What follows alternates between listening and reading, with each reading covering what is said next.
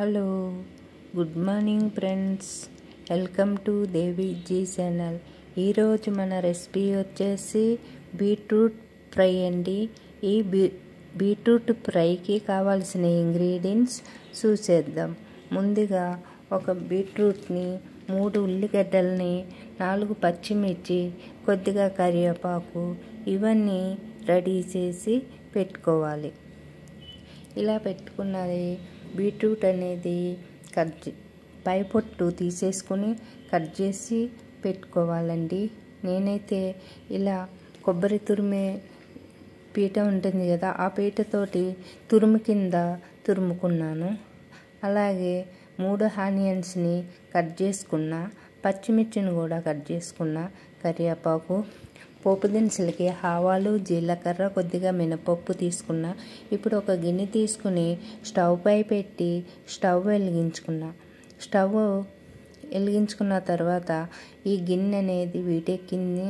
తర్వాత ఆయిల్ అనేది 3 table spoon oil వేసుకున్న.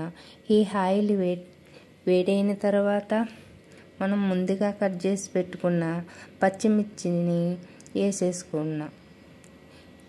ఇలా పచ్చిమిర్చి, కరివేపాకు 2 కలిపి వేసేసుకున్నాం. ఈ పచ్చిమిర్చి, కరివేపాకు అనేది కలుపుతూ నెమ్మదిగా వేపించుకోవాలి. ఈ కర్రీని టేస్టీగా రావాలంటే ఫస్ట్ సిమ్లో పెట్టుకోవాలి. చిన్న మంట మీద వేపించుకోవడం వల్ల పోపులు అనేవి మరియు ఇంగ్రీడియంట్స్ మాడిపోకుండా మంచిగా ఎగుతాయండి. అందుకనే నేను ఏ వంటైనా సిమ్లో పెట్టుకుని చేసుకుంటా. ఇలా చేసుకోవడం వల్ల కర్రీకి టేస్ట్ అనేది పెరుగుతుంది. ఇప్పుడు మనం పోపు దినుసులు అనేవి ఈ పచ్చిమిర్చి వేగిన దాంట్లో వేసేసుకున్నామండి. ఇలా వేసేసుకుని వేపించుకోవాలి. ఈ పోపు దినుసులను వేగిన తర్వాత కట్ చేసి పెట్టుకున్న ఆనియన్స్ని కూడా వేసేసుకోవాలి. ఇలా ఆనియన్స్ని వేసేసుకుని నెమ్మదిగా వేపించుకోవాలి. ఇలా నెమ్మదిగా వేపించుకుంటూ కొంచెం ఆనియన్స్ అనేవి పూర్తిగా మగ్గిపోయేటట్టు వేపించుకోవాలి. ఈ కర్రీ చాలా టేస్టీగా ఉంటుందండి. రైస్లోకి, చపాతీలోకి, దేంట్లోకైనా కూడా చాలా బాగుంటుంది. మనం కారం కొద్దిగా ఎక్కువ వేసుకోవాలండి ఈ కర్రీలోకి. ఎందుకంటే బీట్రూట్ అనేది తీయగా ఉంటుంది కదా, అందుకని నేను పచ్చిమిర్చిని ఎక్కువ వేసుకున్నా. అంతేకాదు కారం కూడా కొద్దిగా ఎక్కువగానే వేసుకోవాలి. ఇలా వేసుకోవడం వల్ల తీపిదనం అనేది ఉండదు. చూడండి, ఆనియన్స్ వేగినాయి కదా, ఆనియన్స్ వేగినాయి అనడానికి ఇలా ఆయిల్ అనేది సెపరేట్ అవుతుంది. ఇలా వేపించుకుంటూ కలుపుకుంటూ అన్నీ ఈక్వల్గా వేపించుకోవాలండి. ఈ కర్రీ, ఈ ఫ్రై అనేది చాలా టేస్టీగా చాలా బాగుంటుంది.